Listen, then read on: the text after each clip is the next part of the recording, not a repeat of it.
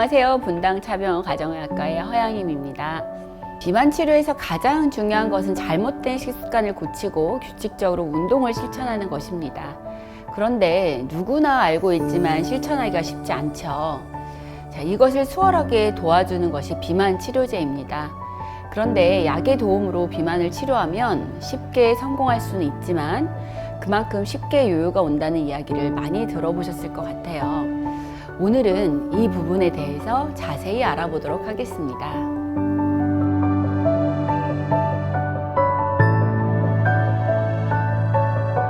네, 다이어트가 일종의 시험처럼 정해진 날에 시험을 딱 보고 원하는 체중에 도달하면 성공, 이렇게 되면 얼마나 좋을까요?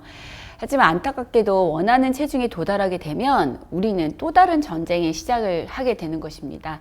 자, 우리 몸은 날씬해진 상태를 내가 굶어 죽을 수도 있다는 비상사태로 받아들일 수 있거든요. 그래서 내 몸은 에너지를 적게 쓰고 또 식욕 관련 호르몬도 막 올리면서 최선을 다해서 원래대로 돌아가려고 애를 씁니다. 섭취하는 에너지는 적고 또 필요한 영양소가 적절하게 들어오지 않는 상태가 되니까 근육에서는 에너지를 뺏어 쓰게 되고 또 지방은 오히려 에너지를 최대한 저장하려고 하는 살이 잘 찌는 체질이 되는 것입니다. 특히 단기간에 무리한 감량을 반복하게 되면 이런 현상을 더 심해지게 됩니다.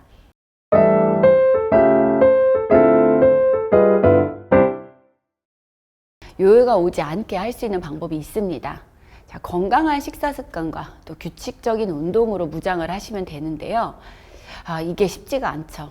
그래서 수월하게 체중 감량을 도와주는 비만 치료제를 사용하게 되는 건데, 자, 비만 치료를 사용하면서 절대 하면 안 되는 것이 두 가지가 있습니다. 그 두 가지 설명을 드리도록 하겠습니다.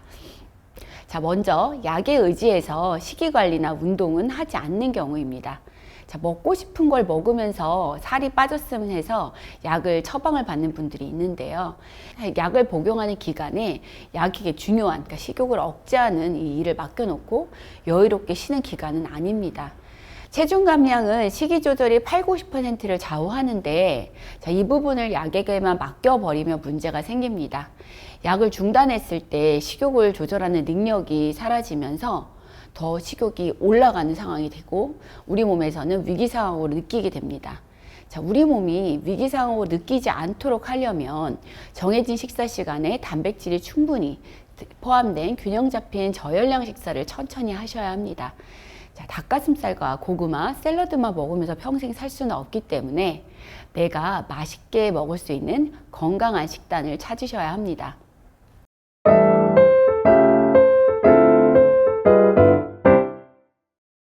체중을 감량하는 시기에는 식이 조절이 훨씬 더 중요합니다. 하지만 어느 정도 체중 감량이 이루어진 후에는 일상 속에서 활동량을 늘릴 수 있는 방법을 찾고 나에게 맞는 운동을 찾아서 내 삶의 일부로 세팅하는 연습을 하셔야 합니다. 사실 생각보다 운동으로 열량을 소비하는 것은 크지가 않습니다. 그러나 운동은 인슐린 저항성을 개선하고 지방 연소를 촉진하며 근육을 보존하는 역할을 해서 기초 대사량을 유지할 수 있는 역할을 하기 때문에 길게 보면 체중 기저점을 내리는 가장 중요한 방법입니다.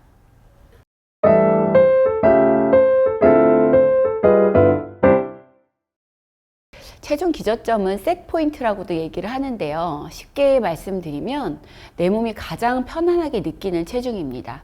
생존을 위해서 우리 몸이 가장 안전하다고 판단되는 기준 체중이라고 얘기할 수 있겠습니다. 이 체중 기준점이 낮아지면 요요가 오지 않게 되는 것입니다. 비만 치료제를 중단한 후에는 이런 체중이 늘고자 하는 이런 불리한 상황을 극복하게 하기 위해서 건강한 식습관을 유지하고 운동을 더 많이 해야만 감량된 체중으로 유지하는 것이 가능합니다.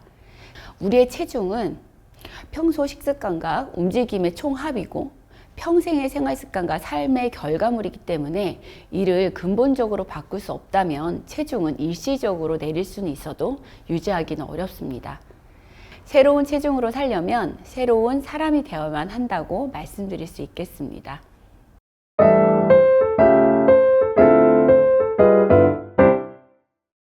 그 두 번째 경우는 잘못된 약을 처방받는 경우입니다.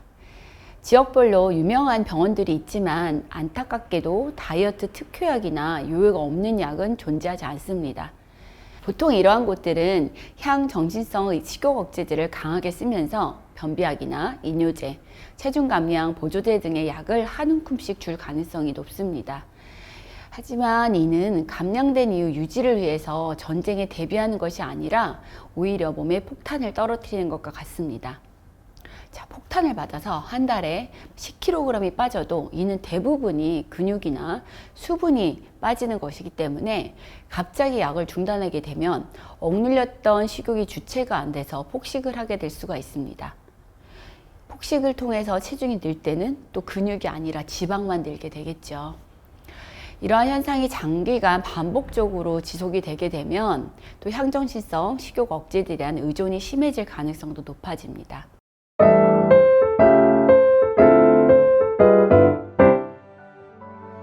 많은 분들이 빠른 시간에 많은 체중을 감량하길 원하십니다.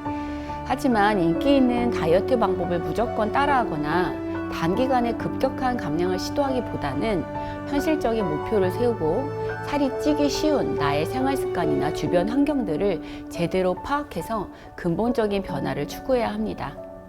운동을 통해서 체중 기저점을 낮추고 살이 안 찌는 체질을 만들어서 체중 감량에 성공하시고 또 유지하시기를 바랍니다. 감사합니다.